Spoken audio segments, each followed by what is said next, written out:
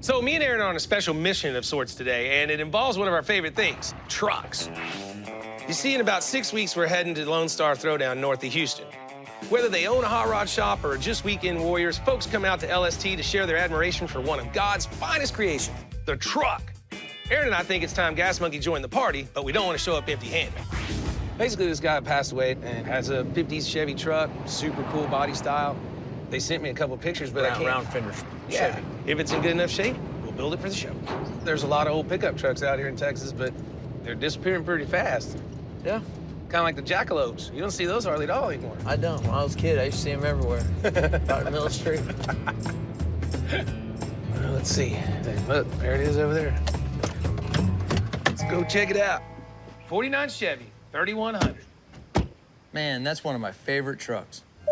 Since the day they traded a mule for a motor, American men have been dreaming about trucks. The average Joe loved the look of the 49 Chevy when it hit the roads after World War II, so it's no surprise greasers have been hot rodding them for decades since. But somehow they missed this one, which could be good news for us. Texas farm truck right there. Yeah, no kidding. Yeah, I love all the wacky grill guards they always used to put on. It's the first time I've seen stacked bumpers, though. Hi, how you doing? How you doing, guys? Richard Rawlings. Reagan Quigley, nice to meet you. Dan Edwards. Dan, we talked on the phone, so this is the old pickup truck that you're been entrusted with turning into money. Yes, sir. Well, it looks like a pretty good old truck. Reagan's the niece of the guy that owned it, and Dan was his best friend, and is in charge of liquidating the estate. He's had it for 10 to 15 years sitting out here. Don't know the history of it beyond that. What's amazing about it is all the slats are relatively perfect. I don't think this truck got worked very hard. It sat pretty hard. It hasn't been messed with at all. This is a cool truck. Well, we checked the truck over, and I gotta tell you, it's way better than I could have hoped. It appears to be almost completely original. We rarely find them this complete, this clean, this unmolested. And this is a cool truck. Shh, we still got to get it bought. Aaron was so thrilled with the truck that he forgot the cardinal rule. Never let them know how much you want it. Hopefully, he didn't tip our hand. Well, you told me on the phone you were wanting $3,500 for it. I like it. It's straight and it's good. It's not all rotted out, but I don't think I can do $3,500. It needs motor and training, rear end and brakes and tires and wheels and... I might be talked down to 3,000. I was thinking more like 1,000. 1,000. You can do me better than that, Richard. Oh, how about we split the middle and 2,000 bucks? I got cash. What do you think? I'm leaving that to you. Okay, we'll take 2,000 for it. Well, that's a good deal. So there you go. We got possibly one of the last complete farm trucks in Texas for a pretty decent price. There we go. I did my part. Aaron, you gonna load this thing? Sure. Well, you got about, what, 2-hour drive to think about what you're gonna do to it? Sure. Tell me how much money you're gonna beat me out of? Well, don't worry about that just yet. Okay, I ain't gonna worry about that.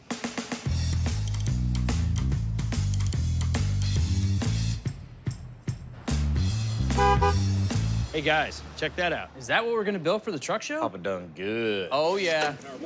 What's up? Ooh, I like that damn. truck, man. Yeah, that's I cool. thought you were supposed to say, oh, snap. Oh, snap. I like it. That's bad, dude. You finally found something It's nice. real nice. It's probably the nicest bodied one of these I've bought ever. You know, Richard's pulled into this lot with a ton of cool cars, but nothing makes us happier than when we see a truck on that old trailer, especially a sweet old farm truck like this. What do you think about this dual bumper? Fat fenders. And it's pretty much all there. It Usually really is. they're all cut up and... Yeah. Junk. It's just happy as can be, man. Yeah, this thing is a clean one. That'd make a heck of a build. Every guy here grew up working on trucks. Big trucks, little trucks. We're from Texas. Of course we're gonna love trucks. We know we're building this for LST, but what are you gonna let us do with it? I dig this truck a lot. Usually I'd want to, like, just clear it, lower it, but as nice as it is, I think this truck needs to be, like, built. I mean... Oh, I do too. I'd love to build this thing done, nice, polished chassis. I mean, right. I'd love to. Oh, so you really want to go all the way. Okay, so I knew Aaron wanted to build a truck to show off at LST, but I didn't know he was wanting to build a show quality truck. I mean, that's pretty much shooting for perfection, and that bar is set really high. That's a whole different ballgame. What do you guys think? Y'all on board? Yeah, the Absolutely. Dude, I'm in. With a show quality truck, it's not exactly how crazy you go, it's how well you execute the plan.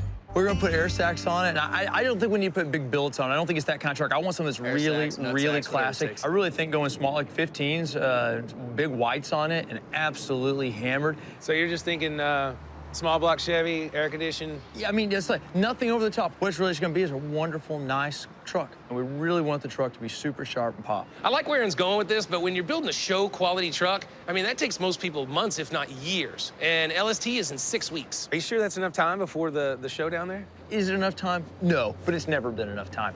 We may have a couple of weekends, a couple of long nights, but you know, going to LST with that truck that shows them exactly what we can do here, I think it's worth it. Yeah, Yeah, I'd rather- absolutely. I'll definitely put time in. All right, cool. I just got one question. Can I pick the color? No. We know what Yeah, the we already mandates know are. what They're your green two and black. colors are. Right, well, That's we all can't I do that. stock. Well, I was gonna say black. I wasn't gonna say green. Wait, so I had Mike throw away all the black and all the green paints in the entire shop. We got pink and blue. All right, well, I get it. Killer. My job's done. Y'all get it off and get started. Oh! Yeah. It doesn't mean monkeying around either. Dude, it's nasty in here. Why you gotta crawl all over it? Check it out when it's inside. Get it off the trailer. What's his problem? He is grumpy as hell. Seriously, you're not gonna make the truck show if you don't get to work. So how do you get a 49 Chevy ready to represent Gas Monkey Garage at Lone Star Throwdown? Well, you give it a clean look that reeks of class with enough mean to make everyone stand up and take notice. So here goes. Like most of our hot rods, we want it slammed close to the ground, so we're going to put it on air ride. But this time, I'm actually going to use smaller wheels than I typically do and put on white wall tires to give it a classic look. Our ultimate goal is a daily driver. So for our motivation, we chose a Chevrolet Performance and Scoggin Dickey ZZ5. That small block delivers about 400 horsepower, plenty enough to impress without overflexing the muscle. We don't have a lot of interior to play around with, so we're gonna have to find a way to make it stand out. And I'm thinking vintage materials might be the way to go. We'll have Mike splash on a show quality paint job and put on a lot of bright work. Maybe even a chrome grille to make it sparkle a little more. I'll let the budget float as high as maybe $60,000. Keep going. And if Aaron and the crew can pull off the level of perfection that they're looking for, and we can get it down to Lone Star Throwdown and show it off, well, I think I can turn it for maybe double that. Of course, Aaron's gonna have to do in 6 weeks what some people can't even do in 6 months. I'd stay tuned if I was you. All right, guys, the clock's ticking. Let's blow this thing apart. My God, what a mess.